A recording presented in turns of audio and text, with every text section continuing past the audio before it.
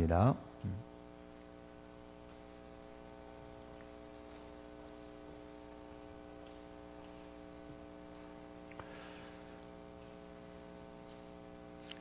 창세기 말씀이 우리에게 주신 메시지 중에 하나는 인간의 타락, 그리고 그 타락에 대한 하나님의 심판, 그리고 심판이 있을 때에 거기에는 항상 하나님의 은혜도 있었다. 그래서 심판 가운데 하나님의 은혜를 경험하는 사람이 있었음을 말씀합니다.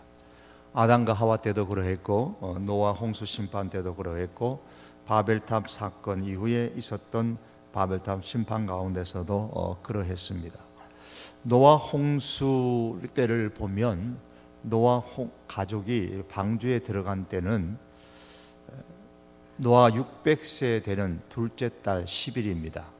7장 창세기서 9장 7장 9절에서 11절에 보면 노아 600세 되는 둘째 달 17일에 들어갔습니다.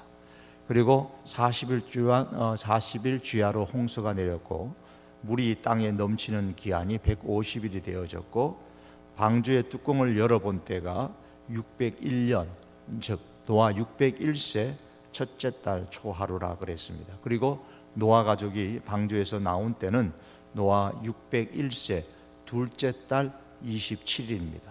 8장 14절 말씀과 18절과 19절에 보시면 그렇게 기록되어져 있습니다. 자, 이것을 우리가 종합해 보면 노아 가족이 방주에 들어간 때가 노아 600세 되는 둘째 달 10일, 그리고 노아 가족이 이제 방주에서 나온 때는 노아 601세 둘째 달 27일.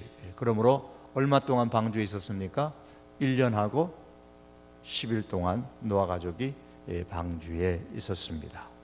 방주에서 나왔을 때에 하나님께서 이제는 물로 세상을 심판하지 않을 것이다 라는 언약을 주셨는데, 그 언약의 표시로 기억나도록, 그 언약을 기억나도록 해 주신 것이 그 도구가 바로 무지개입니다. 창세기 9장의 12절에서 17절의 내용입니다. 제가 전에도 한번 말씀을 드렸습니다만, 이 노아 홍수 이후에 하나님의 언약을 기억하도록 주신 것이 무지개였다는 것을 생각을 하면서 강대상의 빛을 제가 무지개 색깔로 매주마다 하나씩 바뀌도록 그렇게 했습니다. 그래서 빨주노초 파남보 색깔이 이 강대상 뒷면에 좀 흐릿하지만 계속해서 매주마다 바뀌는 겁니다. 이것이 이제 하나님의 언약, 은혜의 언약입니다. 노아에게 주셨던 은혜의 언약이에요. 그래서 우리는 그 하나님의 은혜의 언약을 매주마다 앞에 강대상을 보시면서 기억하시라고 강대상의 빛을 무지개 색깔로 매주마다 하나씩 이렇게 변경시켜서 지금 그렇게 보여주고 있습니다. 자, 홍수가 끝났을 때 노아의 나이가 601세였습니다. 혹시 그때 셈의 나이가 몇 세인지 대충 기억하시나요? 아시나요? 10살? 20살? 30살? 그때 셈의 나이가 98세입니다. 셈의 나이가 그러니까 창세기 11장 10절에 보시면, 창세기 11장 10절에 보시면 셈은 100세, 즉 홍수 후 2년에 아르박삿을 낳았다 그랬습니다. 그렇다면 홍수 후 2년에 아르박삿을 낳았는데, 홍수 후 2년 때가 셈이 몇 살이요? 100세예요. 그렇다면 홍수가 끝났을 때 셈의 나이는 2년을 빼면 98세, 셈이 방주에 들어간 때는 97세가 되는 겁니다. 자, 이렇게 셈, 함, 야벳 중에 누가 가장 장남일까?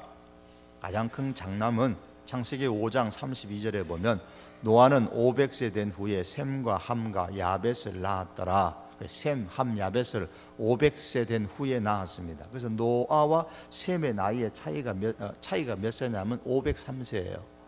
503세, 500세 되는 해에 셈과 함과 야벳을 낳은 후에, 그러니까 500세 이후에 뭐 어느 정도 기간이 있겠죠. 셈과 함과 야벳을 낳았으니까 적어도 노아와 셈의 나이 차이는 이제 503세 이상이 되는 겁니다. 자, 창세기 10장 21절에 보면 셈은 에벨 온 자손의 조상이요 야벳의 형이라 그렇게 말씀합니다. 그러니까 야벳보다 셈이 형이 되는 것이죠. 그러면 셈과 함 중에 누가 형일까? 9장 18절의 말씀 보면 노아의 아들 역시 셈과 함과 야벳을 언급한 후에 함은 가나안의 아버지라 그랬습니다. 함이 장남인가? 그렇지는 않습니다. 함은 가나안의 아버지라고 여기서 소개한 이유는 그 다음 절부터 함의 잘못으로 인해서 그의 아들인 가나안과 그 후손이 하나님의 징계를 받는 내용이 나옵니다. 그래서 함이 잘못했는데 왜 가나안이라는 사람이 나타나서 징계를 받느냐, 저주를 받느냐? 그 이유는 가나안이 바로 함의 아들이기 때문이다. 이것을 말씀하기 위해서 지금 9장 18절에서는 셈, 함, 야벳을 언급한 이후에 가나안의 아버지로서 함을 언급하고 있는 겁니다. 뭐 정확하게는 모르겠습니다만은 성경에서 노아의 아들 셈과 함과 야벳을 표현할 때는 분명히 성경이 기록된 대로 보면 셈은 야벳의 형입니다. 순서대로 셈, 함, 야벳 이 세 사람의 순서대로 셈이 장남이 아닌가 봅니다. 자, 셈과 함과 야벳 이 세 사람이 중심이 되어서 중요한 것은 인류가 나뉘어졌습니다. 민족이 나뉘어졌습니다. 창세기 9장 19절입니다. 창세기 9장 19절에 보시면 노아의 이 세 아들로부터 사람들이 온 땅에 퍼지니라 그랬습니다. 그래서 노아의 홍수는 어떤 지역적인 홍수가 아니라 전 세계적인 홍수였음을 또 증거해주는 내용의 말씀이기도 합니다. 노아의 세 아들로부터 사람들이 온 땅에 퍼졌는데 그 10장에 보시면 노아의 세 아들 셈과 함과 야벳의 족보를 기록한 후에 마지막에 10장 32절에 가보시면 이들은 그 백성들의 족보에 따르면 노아 자손의 족속들이요 홍수 후에 이들에게서 그 땅의 백성들이 나뉘어졌다 그랬습니다. 그 백성들이 후손들이 나뉘어졌는데 노아의 아들들의 후손들은 이제 창세기 1장 10장 1절 이하에 나오죠. 제일 먼저 야벳의 후손이 나오고 그 다음에 6절 이하에서 함의 후손이 나오고 셈의 후손이 이제 10장에서 나머지 21절 이하에서 나오고 있습니다. 그리고 11장 10절에서 32절에도 나옵니다. 그러니까 셈의 후손은 아브라함과 이삭과 야곱을 통하여서 이스라엘 민족이 이루어지고 아브라함과 이스마엘과 에서를 통해서 중동의 아람 국가의 지금이 형성되어졌습니다. 자, 그리고 처음에 기록되어진 노아의 아들들의 야벳의 후손 고멜, 마곡, 두발, 메색, 마대 뭐 여러 사람의 이름이 나오는데 어떤 학자가 적은 글을 보니까 고멜은 독일이고 마곡, 두발, 메셀은 소련이고 고대 이전에 마대는 페르시아이고 야와는 그리스고 다라스는 이태리고 도갈마는 아르메니아고 다시스는 스페인이고 기띔은 키프로스다 이렇게 기록한 학자의 글을 본 적이 있습니다. 그리고 또한 그 다음에 나오는 함의 자손 구스는 신약에도 나오는 에디오피아, 미스라임은 애굽이라고 성경에 기록되어져 있으니까요. 애굽. 그다음에 붓은 아프리카, 가나안은 팔레스타인의 가나안 사람들, 니므롯 바빌론의 아수르, 시도는 페니키아, 헷은 히타이트, 여부스는 다윗 통치 이전에 예루살렘에 거주했던 족속들, 가슬루힘, 블레셋, 또 신 혹은 힌두 계통의 사람들이었으리라 그렇게 학자들은 보고 있습니다. 중요한 것은 하나님께서 노아에게 생육하고 번성하여 땅에 충만하라 그랬습니다. 땅에 충만하라. 이게 창세기서 9장 노아가 홍수 방주에서 나왔을 때에 9장 2절에 첫 번 하나님께서 주셨던 말씀이죠. 이것은 아담과 하와를 창조하신 이후에 하나님께서 첫 번째 그들에게 복을 주시면서 하셨던 말씀하고 동일합니다. 생육하고 번성하여 땅에 충만하라 라는 말씀입니다. 이게 9장 2절에도 나오고 9장 7절에도 반복되어져 나옵니다. 자, 이렇게 선포한 대로 노아의 아들들의 후손들은 번성하여 온 땅에 충만하게 흩어져 살게 되었습니다. 본문 10장에 기록되어진 땅에 흩어진 사람들의 숫자, 즉 야벳 그리고 함 그리고 셈의 후손들의 숫자가 쭉 명단이 나오는데 그 명단의 숫자가 모두 몇 명이냐면 70명이 나옵니다. 70명이에요. 한번 집에 가셔서 한번 이렇게 헤아려 보십시오. 야곱의 자손들이 애굽에서 처음 살게 되었을 때 인원이 창세기 46장 27절에 보면 70명이었다고 합니다. 노아의 아들들의 후손을 70명으로 이렇게 10장에서 기록한 것은 우연이 아니라는 말입니다. 본문 10장에 기록된 이 70명의 사람은 세계 민족의 전체적인 목록을 나타내는 것이 그 목적이 아닙니다. 물론 세계 민족의 전체를 다 기록한 것도 아니리라 생각을 합니다. 성경은 어떤 목적을 가지고서 야벳과 함과 그리고 셈의 후손의 70명의 이름을 여기에 기록하였다고 보아야 됩니다. 그 목적은 뭐냐? 구약의 숫자가 상징하는 바와 같이 7이 완전한 숫자이고 10이 가득한 숫자이기 때문에 9장에서 말씀하셨던 광주에서 나왔을 때에 하나님께서 첫 번째 말씀하셨던 그 명령, 생육하고 번성하여 땅에 충만하라고 하셨던 그 말씀대로, 그리고 창세기에서 아담과 하와에게 복을 주시면서 그들에게 말씀하셨던 생육하고 번성하여 땅에 충만하라는 그 말씀, 그 말씀대로 온 땅에 가득하게 충만하게 흩어져 삶으로써 하나님께서 명령하신 땅에 충만하라라는 이 말씀이 완전히 이루어졌다는 사실을 말씀하고 싶은 겁니다. 생육하고 번성하여 땅에 충만하라. 이렇게 노아의 후손들이 생육하고 번성하여 땅에 흩어져 충만하여졌다라는 겁니다. 또한 10장에 기록된 민족들은 보시면은 이스라엘과密접한 관계를 맺고 있습니다. 그리고 이스라엘에게 알려진 민족들을 많이 언급합니다. 창세기를 기록한 사람은 모세입니다. 그리고 창세기를 읽는 첫 번째 독자는 출애굽한 이스라엘 백성들입니다. 그렇기 때문에 적어도 그들에게 알려진 민족들의 명단이 10장에 기록되어져 있습니다. 처음에 기록된 이 노아의 아들, 특히 야벳의 후손들은 그리 많이 접촉된 사람들은 아닙니다. 가장 적게 접촉한 사람들이기 때문에 기록은 하고 있지만 제일 간략하게 기록을 했습니다. 그 다음에 함의 아들들의 후손은 기록되어져 있는데 이들의 이름이 10장에 보시면 가장 많은 절을 차지하고 있습니다. 6절에서부터 20절까지 가장 많은 절을 차지하고 있습니다. 그만큼 이스라엘의 역사 가운데서 가장 많은 접촉을 하고 있었기 때문에 함의 자손에 대해서는 지금 많은 절을 활용하여서 그렇게 기록을 하고 있습니다. 그리고 마지막 이스라엘을 포함한 셈의 후손이 기록되어져 있는데 이 셈의 후손에 대해서는 10장에서뿐만 아니라 또 11장에 가면서 기록을 하고 있습니다. 자, 우리가 이 10장에 나타난 이 야벳, 셈, 함, 이 자손의 명단들 10장에 나오는 여러 이름들을 보면서 우리가 관심을 가지고 봐야 될 인물을 세 사람만 이 시간에 언급을 하려고 합니다. 그 한 사람은 니므롯입니다. 니므롯은 함의 아들인 구스의 아들입니다. 10장 8절이죠.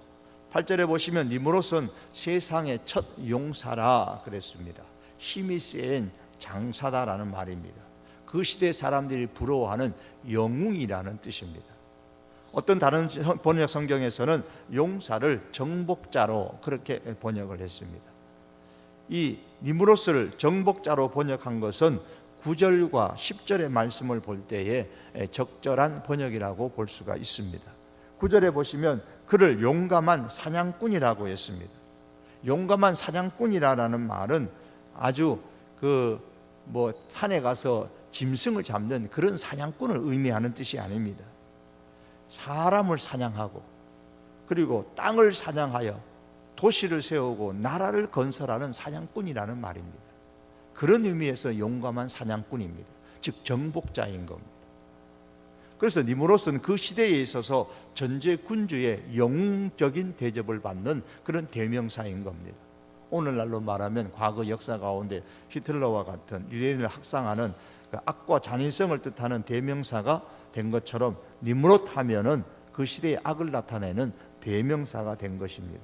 그런 정복자답게 땅과 사람들을 사냥을 했습니다.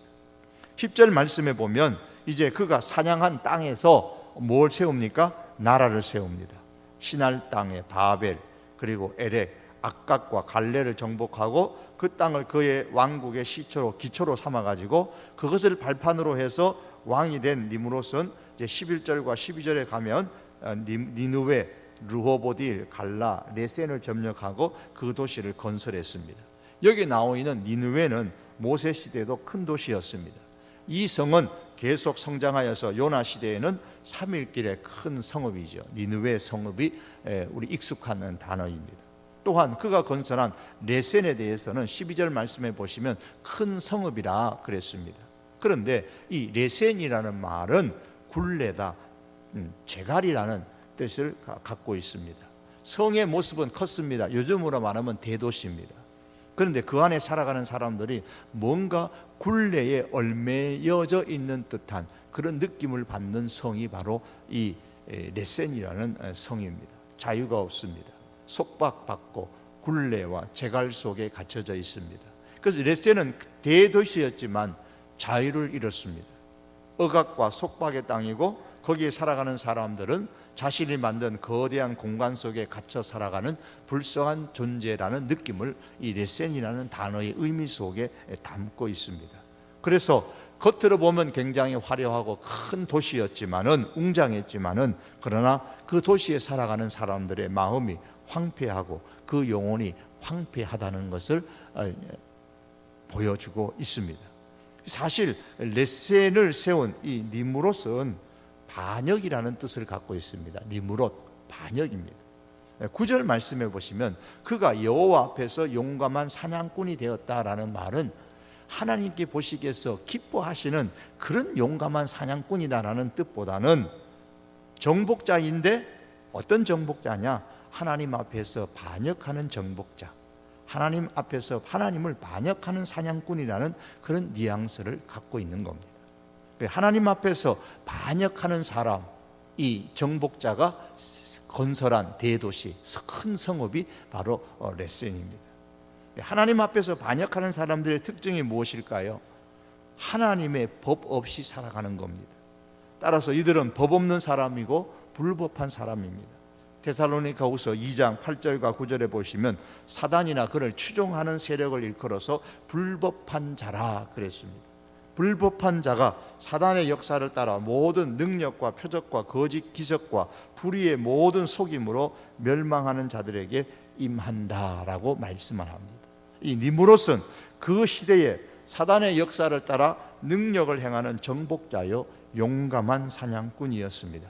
그가 세운 도시는 비교가 되지 않을 정도로 대단히 컸지만 그 안에 살아가는 사람들의 영혼은 니므롯의 지배를 받으며 하나님을 거역하고 반역하는 사람들입니다.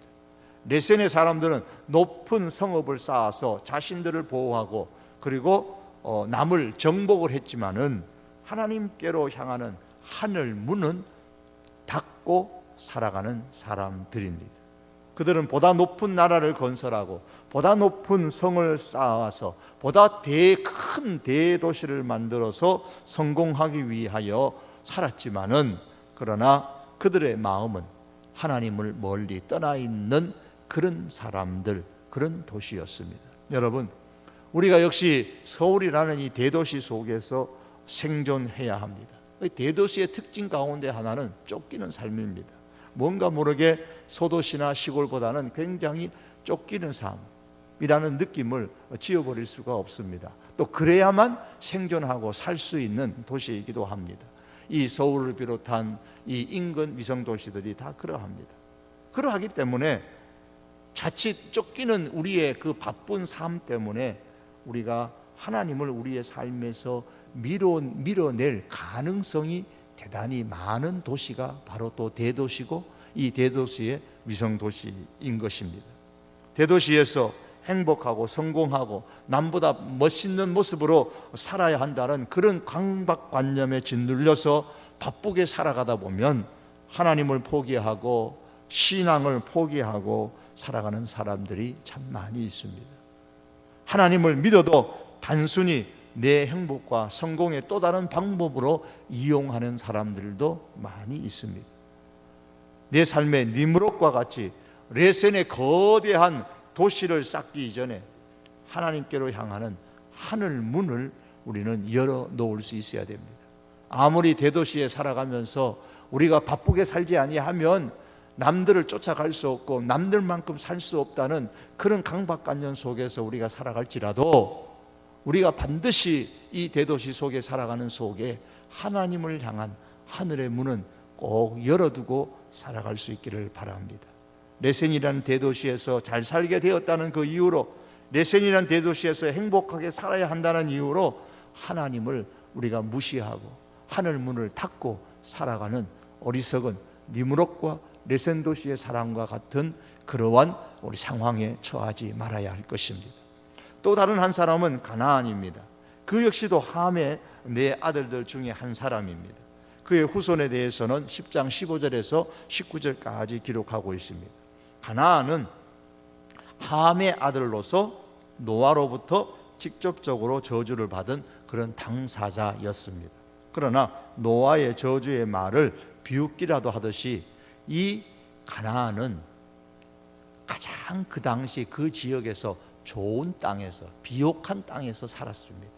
19절 말씀에 보면 가나안 땅에 대해서 기록합니다. 가나안의 경계는 시돈에서부터 그라를 지나 가사까지와 소돔과 고모라와 아드마와 스보임을 지나 라사까지였더라. 제가 지도를 통해서 못 보여드렸는데 이 지역은 흔히 반달 지역이라 그래서 그 인근 지역에서 가장 좋은 땅입니다. 비옥한 땅입니다. 그래서 그 땅은 강한 민족만이 들어가서 살 수가 있습니다. 왜요? 비옥한 땅이니까 계속 침략을 받잖아요. 침략을 받고 빼앗으려고 하고 안 빼앗기려고 하고 힘 없으면 빼앗기게 되고 힘 있으면 지키게 되고, 그게 비옥한 땅에 살아가는 그 상황들입니다. 그래서 이 지역에 살아가는 이 가나안 사람들은 다 그 민족이 강한 민족입니다. 또한 그 비옥한 땅, 반달 지역에 아주 비옥한 땅이기 때문에 경제적으로 다른 지역보다는 훨씬 더 풍요로운 삶을 살아가는 사람들입니다. 그게 바로 가나안의 후손들입니다. 가나안 땅인 거예요. 그러나 이 가나안 땅은 하나님 보시기에 죄가 가득한 땅이었습니다. 창세기 15장 16절의 말씀에 한번 보시면 아모리 족속의 죄악이 아직 가득 차지 아니함이니라 라는 말씀이 나옵니다. 여기서 아모리 족속이란 가나안 땅의 7족속을 총칭해서 한 단어로 표현한 겁니다. 왜냐하면 가나안 족속 가운데 아모리 족속이 가장 컸기 때문에 이 가나안 족속 전체를 일컬어서 성경에서는 가끔씩 아모리 족속이라 그렇게 말하기도 했습니다. 물론 가나안 7족속 가운데 아모리 족속도 있었지만 크게 볼 때에 아모리 족속 그러면 가나안 족속을 대칭하는 말이기도 했습니다. 자, 하나님께서 왜 이스라엘 백성을 가나안 땅에 보내어 그 땅을 정복하게 하셨습니까? 성경에서 보면 두 가지 이유입니다. 하나는 창세기 9장에 기록된 대로 노아의 저주의 예언을 이루기 위한 겁니다. 가나안은 셈의 종이 될 것이라 그랬습니다. 이스라엘은 셈의 후손이에요. 가나안은 함의 아들인 가나안, 바로 그 가나안의 후손인 겁니다. 이 예언대로 이스라엘은 가나안 땅을 정복합니다. 또 다른 한 가지 이유는 이스라엘의 가나안 정복은 가나안의 죄에 대한 하나님의 심판입니다. 좀 전에 창세기 15장 말씀 읽어드린 것처럼 가나안의 죄가 가득 찰 때까지, 가나안의 죄가 가득 찰 때까지 하나님께서는 가나안에 대한 심판을 유보하고, 그리고 가나안을 심판할 몽둥이로 지금 이스라엘을 애굽 땅에 모판을 만들어 놓고 키우고 계시는 겁니다. 키우고 계시는 겁니다. 그래서 이스라엘을 애굽이란 모종밭에다가 키우시고 때가 되어졌을 때에 하나님께서는 이스라엘을 가나안 땅으로 보내어서 죄악으로 가득 찬 이 가나안을 심판하셨던 겁니다. 이스라엘을 심판의 막대기로 삼아서 가나안을 정복하게 한 것이죠. 그러므로 가나안의 입장에서 보면 자신들의 죄에 대해 하나님의 심판을 받은 것이고, 이스라엘의 입장에서 보면 하나님의 심판의 도구로 이스라엘이 쓰임을 받게 된 것입니다. 10장에서 주목할 또 한 사람이 나오는데 셈의 후손인 에벨이라는 사람입니다. 21절의 말씀입니다. 셈은 에벨 온 자손의 조상이요, 에벨 온 자손의 조상이요 그랬습니다. 에벨 온 자손. 그럼 에벨이 누구냐? 에벨이 뭐냐? 야벳의, 셈은 야벳의 형이라 그에게도 자녀가 출생하였으니. 자, 셈에게는 22절에 보시면 5 아들이 나옵니다. 이 중에서 가장 주목할 아들이 누구냐면 아르박사스입니다. 24절 이하에 보시면 아르박사스의 후손들이 기록되어져 있는데, 바로 아르박사스의 후손 가운데 한 사람이 누구냐면 바로 이 에벨입니다. 그런데 그렇게 따면 셈의 후손이 많은데 왜 셈은 에벨 온 자손의 조상이라 그러면서 에벨을 여기에 언급한 것일까요? 거기에는 이유가 있습니다. 거기에는 이유가 있습니다. 성경에서 이스라엘을 우리는 무슨 민족이라고 부르죠? 히브리 민족이라고 합니다. 히브리 민족. 그러니까 히브리 민족이라고 할 때에 이 히브리라는 말이 바로 에벨이라는 이름에서 유래된 겁니다. 에벨이라는 이름에서. 에벨에서 히브리라는 단어가 변형되어져서 나오게 된 것입니다. 그래서 좀 전에 보셨던 10장 21절에 셈은 에벨 온 자손의 조상이요 라는 말은 이 에벨, 셈은 히브리 민족 온 자손의 조상이다, 그런 뜻입니다. 히브리 민족의 조상이 셈입니다. 셈이 되는 것이죠. 자, 이렇게 해서 이제 이 아르박사스의 후예가 자손이 11장에 가면 10절 이하에서도 쭉 기록되어져 있으면서 아브라함의 조상을 기록하는데 여기 나옵니다. 다시 한 번 더 아브라함까지 이어져 나오고 있습니다. 이 아브라함을 보면 노아 홍수 후에 노아의 아들들의 후손을 기록하고 있는 것을 쭉 보면서 우리가 알 수 있는 것은 지금 창세기가 세상의 사람들 가운데서 점점점 그 범위를 좀 좁혀갑니다. 그죠? 노아의 세 아들에서 야벳의 후손에 대해서 말씀하고 함의 후손에 대해서 말씀하고 그런 다음에 또다시 셈의 후손에 대해서 말씀하다가 이제 아르박사스에 대해서 설명을 하는데 11장에 넘어가면 또 아르박사스의 후손의 가운데 쭉 하다가 아브라함까지 이렇게 11장 10절 쭉 이하에서 나와요. 아브라함까지 계속해서 내려가면서 이 히브리인의 믿음의 조상이라고 부르는 아브라함을 소개하기 위해서 지금 창세기 저자인 모세가 지금 쭉 여기까지 내려오고 있다라는 느낌을 우리는 받을 수가 있습니다. 아브라함은 노아의 10대 손이죠. 아브라함의 계보를 보시면 창세기 11장 10절 이하에 보면 노아, 그 다음에 셈, 아르박삭, 셀라, 에벨, 벨렉, 르우, 스룩, 나홀, 데라, 그런 다음에 아브라함이 나옵니다.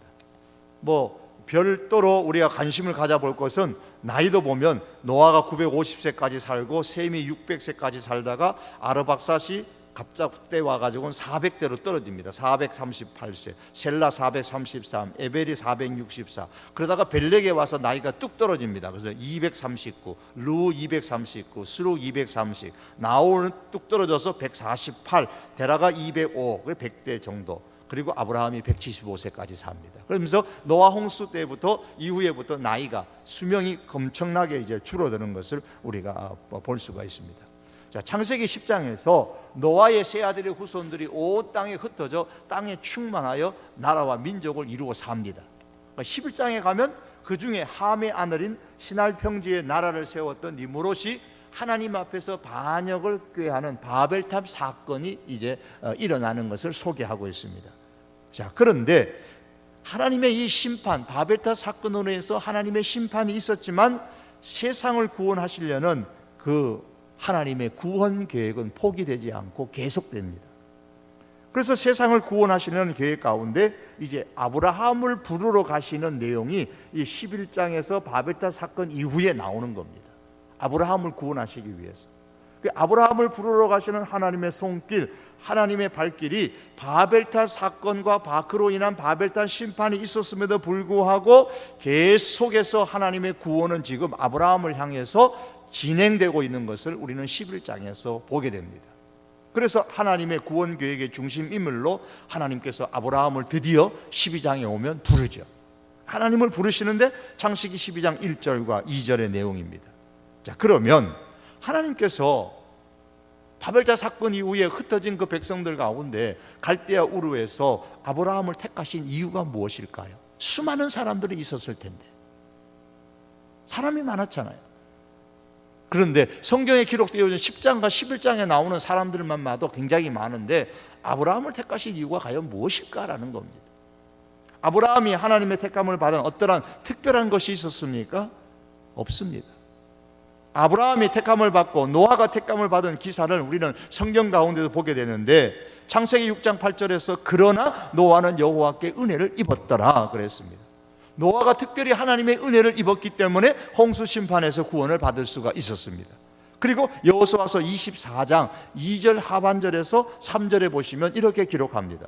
옛적에 너희의 조상들 곧 아브라함의 아버지 나홀의 아버지 데라가 강 저쪽에 거주하여 다른 신들을 섬겼으나 내가 즉 하나님께서 너희의 조상 아브라함을 강 저쪽에서 이끌어내어 즉 끄집어내어 가나안 온 땅에 두루 행하게 하고 그의 씨를 번성하게 하고 하려고 그에게 이삭을 주었으며 그랬습니다. 우상을 섬기는 가정에서 아브라함의 아버지인 데라, 나홀의 아버지 데라는 강 저쪽에서 거주하여 다른 신을 섬겼다 그랬어요. 그러니까 우상을 섬기는 가정에서 하나님은 아브라함을 끄집어내셨습니다. 하나님의 은혜를 입지 않고서는 이 아브라함이 구원을 받을 수 없었다라는 말씀입니다.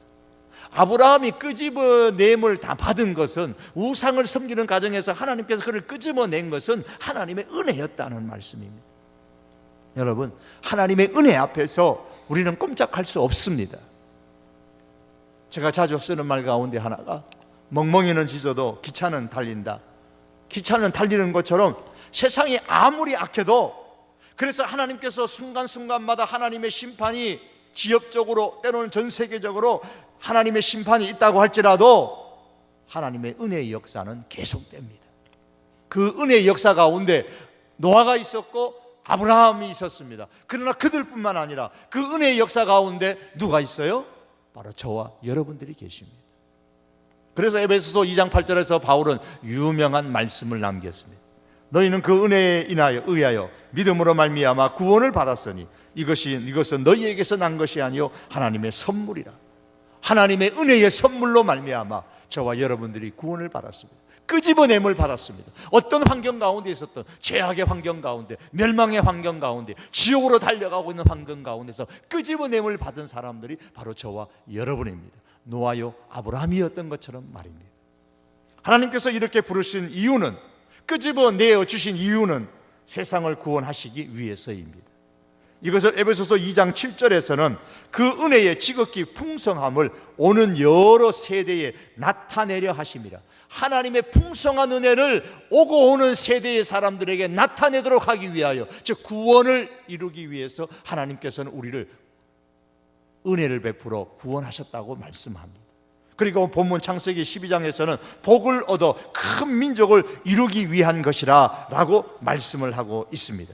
12장 5절에 3절에서 2절에서 내가 너로 큰 민족을 이루고, 여러분 아브라함에게서는 큰 민족이 이게 이스라엘이지만 오늘 우리들에게 있어서는 나로 말미암아 큰 민족을 이루어가는 것은 바로 하나님의 나라인 겁니다.